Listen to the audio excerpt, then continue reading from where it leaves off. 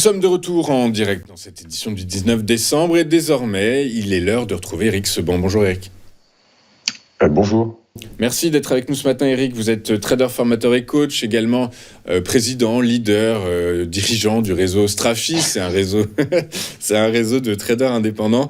Eric, merci beaucoup d'être avec nous ce matin. Sans surprise, le DAX, comme tous ses homologues mondiaux, a ouvert dans le rouge sur fond de rythme moins marqué de baisse de taux directeur de la Réserve fédérale américaine en 2025. Résultat, est-ce que c'est le début d'une tendance plutôt de correction sur le DAX?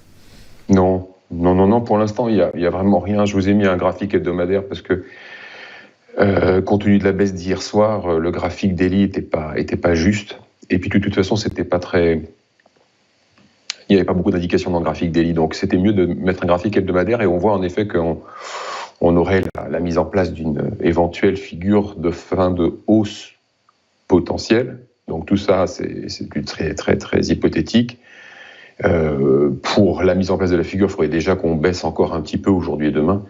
Ce qui n'est pas garanti, parce que pour l'instant, ça rebondit. En tout cas, ce matin, on a passé la nuit à latéraliser point bas, et puis là, on sort par le haut. Ça corrige un peu à l'ouverture. Bon, voilà, on n'a pas vraiment d'indication. En tout cas, pas celle d'une fin de hausse. Pas de signal chartiste exploitable, parce qu'il y en a un quand même. C'est-à-dire qu'on on l'avait évoqué à plusieurs reprises, la mise en place d'un range et qui était un scénario assez probable, qui s'est donc bien mis en place, puisqu'on a eu cette séance de latéralisation. On est sorti un petit peu par le bas timidement lundi, et puis hier beaucoup plus fortement après les annonces. Alors, bon, pour l'instant, ça n'est qu'une réaction hyper court-termiste, et si ce n'est en effet la sortie du range par le bas, c'est rien de plus. Il n'y a pas d'indication forte que le marché a une capacité à retracer avec de l'ampleur. Il n'y a pas non plus sur le plan technique quoi que ce soit à exploiter. On n'a pas de signal technique. Le dernier signal technique est un signal de hausse. Il n'y a pas de signal technique de baisse. Pour le moment, il faudrait que ça baisse davantage. Quand bien même ça baisserait, ça ne voudrait pas dire forcément non plus que le marché serait prêt à baisser plus fortement. Pour ça, il faudrait déjà que certains opérateurs soient obligés de sortir du marché, donc de sortir de leur position haussière, et donc de vendre. Il faudrait un afflux de volume baissier pour pouvoir faire baisser le marché, et je ne vois pas très bien d'où il pourrait venir, surtout en cette fin d'année où on va commencer maintenant à avoir une fermeture progressive des boucles si elle n'a pas déjà commencé. Donc globalement, c'est pas en fait la saison des initiatives et il faudra attendre au moins janvier pour avoir quelque chose. Éventuellement, parce qu'il faudrait aussi des changements sur le plan macro, géopolitique, il faudrait quelque chose d'assez fort pour pouvoir en effet invalider la tendance haussière qui n'est toujours pas invalidée. La dernière accélération haussière a repoussé un peu plus loin en arrière le déclenchement de quoi que ce soit, un signal chartiste, un signal technique, la combinaison des deux. Et puis, de toute façon, le contexte n'est pas favorable dans le sens où, comme on le répète depuis des semaines, les gérants sont protégés. Je n'ai pas d'indication qu'ils ont commencé à se découvrir.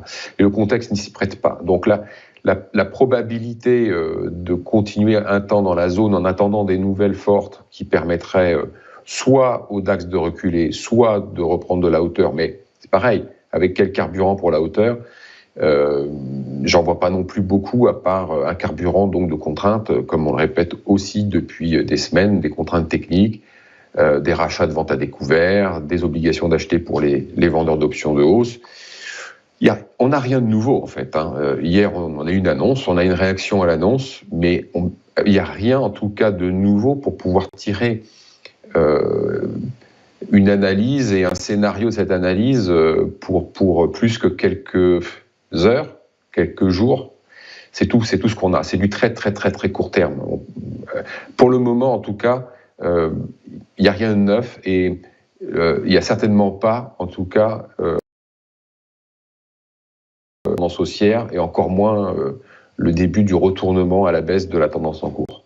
Alors, ce qu'on remarque quand même, Eric, là j'étais en train de regarder ça pendant que je vous écoutais, ce sont les volumes qui sont de plus en plus faibles, de moins en moins importants. Est-ce qu'on ne peut pas supposer que les acheteurs sont en train de partir et que du coup, par la force des choses, il ne reste plus que des vendeurs sur le DAX. Et donc, mécaniquement, on tirerait vers le bas. Les acheteurs qui sont partis... alors, il y a des stats qui sont intéressantes, mais les acheteurs qui, selon certaines études, seraient partis sur les marchés américains, en fait. Oui, alors que l'argent se soit déplacé, c'est sûr, parce que ça fait déjà... mais c'est pas récent, hein, depuis septembre, il n'y a plus rien. Sur le DAX, il n'y a plus rien, il n'y a plus de volume, ça ne fait que décroître. Alors après, le fait que... il n'y a pas de volume, c'est juste qu'il n'y a pas de transaction. Hein. Attention, c'est les échanges de contrats, les volumes sur les futurs. Donc, pour le moment, en tout cas, alors évidemment, les transactions, c'est des acheteurs et des vendeurs. Donc, on peut pas se dire, il n'y a plus d'acheteurs. Il n'y a plus d'acheteurs, il n'y a plus de vendeurs, il n'y a plus rien, en fait. C'est bien ça le problème, d'ailleurs, parce qu'on a beaucoup de mal à travailler. Il y a peu de densité, donc ça laisse la place, ça laisse le champ libre à la spéculation et à des mouvements qui peuvent se déroule à tout moment, et on voit ça depuis encore une fois septembre, octobre, beaucoup, novembre énormément, un petit peu moins en décembre, ça se calme un peu en intraday, mais c'est normal, bon, c'est la fin de l'année. Ce qu'il faut garder à l'esprit, c'est qu'en effet, on a beaucoup de vendeurs potentiels, c'est-à-dire donc des acheteurs qui sont en position, qui ont laissé courir leur position parce qu'il n'y avait pas d'indication que ça pouvait fortement repartir en arrière, donc par conséquent, si ça ne peut pas repartir en arrière, ça pourrait peut-être monter, autant garder. Alors évidemment, sur des niveaux clés, sans doute, il y a eu des arbitrages, il y a eu des prises de bénéfices, mais il y a encore beaucoup d'argent qui est dans le sens de la hausse, parce que de toute façon, les marchés sont structurellement haussiers, et parce qu'il n'y a pas de raison de vendre, parce qu'il n'y a pas d'obligation non plus de vendre, alors on a effectivement beaucoup de vendeurs potentiels, mais ce sont des haussiers dans le bon sens qui, pour l'instant, ne sont pas embêtés et ne sont pas dans le carnet pour vendre. On comprend, donc écoutez, laissons voir un peu les choses. Donc ce que vous nous dites potentiellement, c'est que ça va continuer de latéraliser en fait. En réalité, il faut... Alors on est sorti par le bas de la zone de latéralisation. Maintenant, je pense qu'on ne va pas prendre de direction et latéraliser dans une zone plus large. Voilà, ça c'est mon idée pour les prochaines semaines, avec potentiellement ce que je vous ai mis sur le graphique, une formation d'épaule tête-épaule en hebdomadaire. Bon, c'est la seule chose que je peux vraiment matérialiser et qui a du sens. Maintenant, de là à ce qu'elle se mette en place, il y a des kilomètres. Hein. Écoutez, et d'ici là, de toute façon, il y aura eu les fêtes de fin d'année que je vous souhaite excellentes, Eric, et par la force des choses, merci. On se retrouve. Alors, j'aime pas ce jeu de mots, je vous trouve complètement has-been, mais on se retrouve effectivement l'année prochaine à la rentrée de 2025. Merci beaucoup, Eric. Je vous souhaite vraiment sincèrement de très bonnes fêtes. Merci beaucoup. On marque une courte page de publicité. On se retrouve dans un instant pour les Market Movers de Marc Raffard. À tout de suite sur TF Finance.